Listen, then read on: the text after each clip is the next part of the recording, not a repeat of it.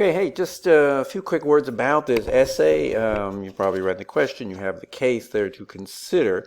It's obviously a little bit like the case we had in discussion a couple of weeks ago involving the deaf parents basically seeking to ensure that their child might be similarly deaf. We have, so we have the same kind of general issue where, in terms of the child, considered there is nothing necessarily regrettable about it. So when we think, well, had it occurred naturally, then of course no one would necessarily make a big deal about it, but that somehow when it is pursued deliberately or purposefully, it somehow can seem as if the child has been harmed, or there just seems to be something wrong about it. That's certainly a view many of you took.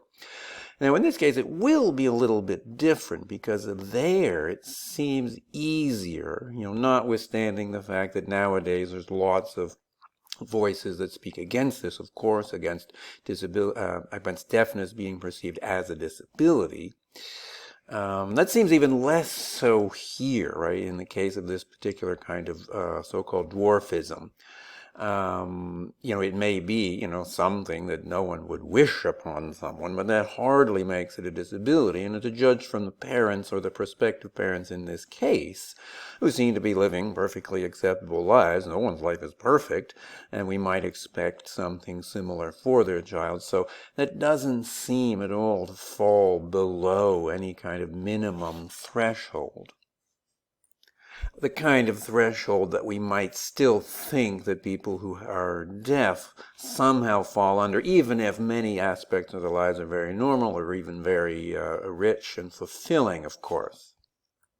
So as I point out in the question, for the purposes of this, we're assuming, say, the legal permissibility of selective abortion. The point is just not so much to make that part of our argument. So you can think about it like this. We could try to imagine the case at hand in comparison with, say, another case. You could imagine prospective parents who are themselves unaffected by this condition, but who perhaps just have an extensive battery of genetic tests performed, whatever, and they just happen to find out that the fetus has one copy of this gene. And you can just wonder whether those parents are in the same position, morally speaking, as the ones in the case that we have at hand. So we can say, right, that they're both in a position where, say, it's legally permissible to terminate the pregnancy, whatever. We're thinking morally, though. We're thinking about the moral considerations, how we might judge their situations morally. That's possible, say, in the case of, say, unaffected parents with the fetus with the condition. It's possible to think in terms of the well-being of the child, but as I say, those aren't going to be very strong arguments here. And this isn't directly part of the question. We're just thinking about things. Whereas there would be probably stronger arguments of the kind that we have seen in different ways from kind of a disability rights perspective, which thinks, no, there's actually something wrong about, say, terminating a pregnancy just because the fetus has a certain genetic condition like that. Even if, as we say in this case, it might not actually count as a full-fledged disability.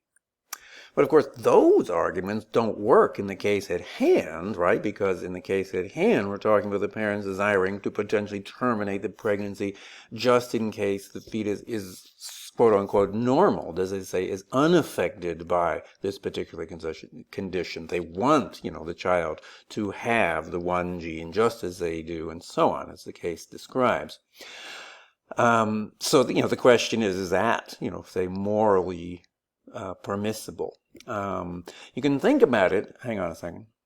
Sorry. So you want to think about it basically as to say, well, is there somehow, a moral obligation in a case like that basically to say, maximize the well-being of the future child? That is to say, sure, we might say maybe a child unaffected by this condition maybe is better off in some way, but the child with the condition still is above, say, a minimum kind of threshold, the sort of minimum satisfactory life that is owed to anybody. They've got that. The parents are not doing anything wrong in that regard. Are they doing something wrong if they don't somehow see to it that their child's well-being is, say, maximized, or if you like, enhanced? Is there actually an obligation to enhance? That's basically what the issue is in this, isn't it?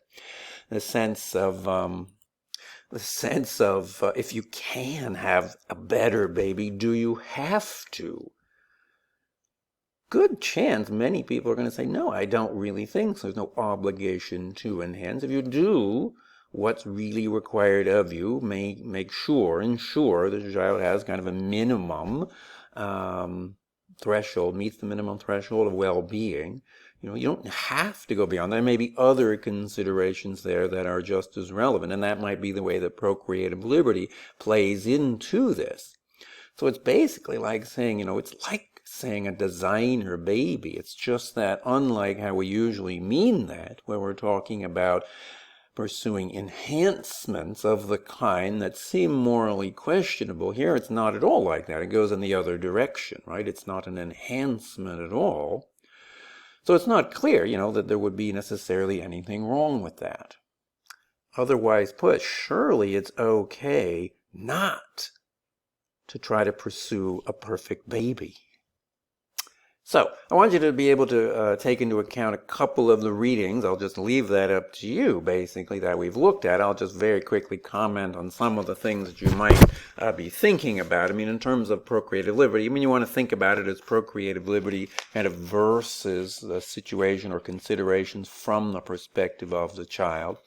On the side of procreative liberty, of course, there's John Robertson. Of course, he makes a very strong case for it, basically. But just keep in mind, it's not unlimited. He's very clear, right? There is a limitation. It's just that it sets the bar fairly high in terms of some sort of very tangible, substantial harm. So if that could be used, it could go either way there. But there are ideas there. Chances are you might want to make use of John Robertson on the procreative liberty side. From that same week, there was Ryan and Pearson, you'll recall. So Ryan was concerned, remember, about a bunch of things, but including, kind of designer babies and that kind of thing, using reproductive technologies for that purpose. But it was definitely in that direction, whereas, as we were just saying, in the case at hand, the sort of designerness of it all kind of goes the other way, so it's not clear that those things would apply. Pearson is kind of useful. It kind of depends. You can go with Robertson and more see, well, maybe there is indeed a strong right of procreative freedom, which then has to get weighed off about considerations from the other perspective. Pearson's point was, I'm not sure it's very helpful to think that there's a right. We should just sort of think about the overall situation, think about kind of the relational nature of it. Some of those ideas could certainly lend support to the parents in this case. From the week on genetic testing and so on, the article from Cass, remember, definitely makes a certain strong case, but it's not clear that it's going to apply here, definitely. He seemed to be taking, and I assume it was heartfelt, I'm not really sure, something along the lines on the same wavelength as some of the disability rights perspectives that we've seen, basically. So it's not clear that if the parents in this case got their wish and the pregnancy that they terminated was that of a normal child, it's not really clear that any of that really kicks in. The Purdy's quite relevant, of course. She was talking about kind of the minimum threshold idea. She was thinking, she was talking about the example of Huntington's disease. Again, a lot of that doesn't directly apply. Now, that doesn't mean it's irrelevant. It just means that some of those arguments don't have the same kind of force, basically. So it could actually be used, again, in support of the parents. McMahon, again, some of that doesn't directly apply depending, again, given that the case at hand, we're not really talking about a big, strong disability, basically. And his point that it's obviously wrong to knowingly, bring into existence a disabled child. Again, it doesn't quite apply directly here. Hang on.